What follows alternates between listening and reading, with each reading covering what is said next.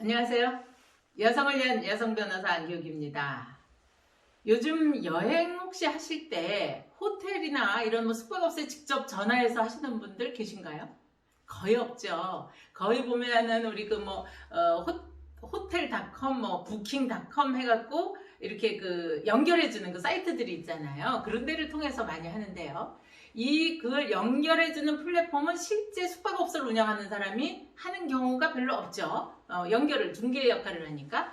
그런데 거기 보면은 예를 들어서 환불 가능, 환불 불가 이렇게 이제 조건이 붙어 있어요. 그 옵션에 따라서 물론 이제 숙박업소 가격이 좀 차이가 있더라고요. 보면은. 그런데 환불 불가라고 하는 이런 조항이 이제 부킹닷컴에 올라가 있는데, 이거를 공정거래위원회에서 이 환불 불가 조항은 이건 고객에게 너무 가혹하다, 부당하게 과중한 손해배상 하나도 안 해주니까, 예를 들어 반을 3분의 1을 10%를 깎는 것도 아니고 전부 다 안 해준다고 하니까, 이것은 고객에게 너무 과중한 손해배상 의무를 가하는 거다 라고 해서, 이거는 약관에 위배된다 라고 해서, 이거는 약관규제법에 위배된다고 해서 이 부킹닷컴에 대해서 이 조항을 수정하도록 이렇게 권고를 했어요. 그러니까 부킹닷컴에서는 이거는 내가 올리는 게 아니고 조건을 누가 걸어요? 그 숙박업소에서 올리는 건데 난 그 말을 못 따르겠다. 그리고 이행을 안 합니다. 그러니까 이제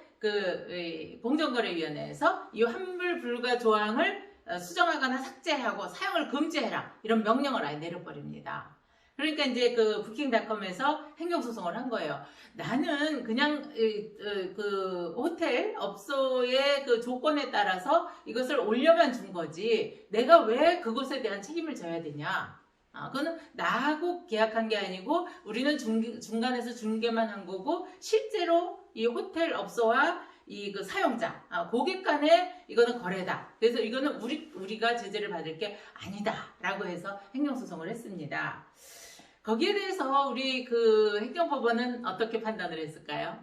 요즘 사실 이렇게 중간에서 플랫폼 역할을 하는 사이트들이 많다 보니까 우리 법원에서도 이제 이거에 대해 하나하나 사례가 쌓여가고 있는데요.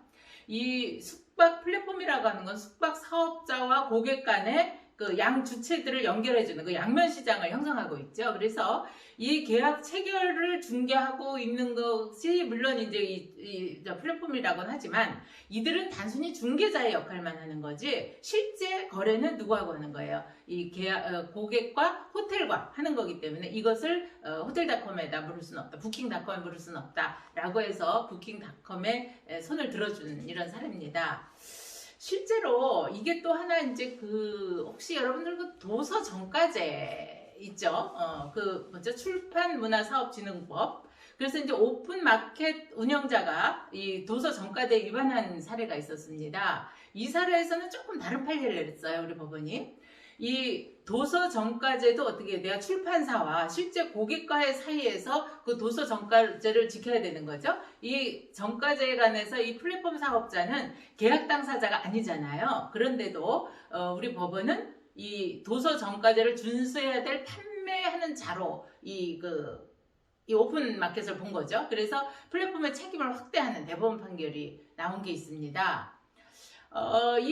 출판문화사업진흥법에 출판사가 판매를 목적으로 간행물을 발행할 때는 소비자에게 판매하는 가격, 소위 말하는 정가라고 하는 거죠. 그거를 대통령령이 정하는 바에 따라서 표시해야 되고, 그 다음에 혹시 도서진흥이라든가 소비자 보호를 위해서 가격 할인을 할 때는 15% 이내에 가격 할인을 하고, 거기에는 경제적 이익을 이렇게 자유롭게 조합해서 판매할 수 있다. 그러니까 왜 우리 책 같은 거 사면 마일리지 주잖아요. 5% 5% 이렇게 줘갖고 그 다음에 책 살 때 그 쿠폰을 쓰게 하는 그런 제도가 있는데, 여기에 그런 것까지 포함해서 이 경제적 이익이라고 하는 것까지 포함해서 15% 범위 내에서 이걸 하게 돼 있는 거란 말입니다. 그런데 이것에 이제 위배했을 때, 위배했을 때의 책임은 어때요? 이 오픈마켓에도 그 책임을 지는, 이런 책임을 물으라고 한 이런 판례가 있거든요.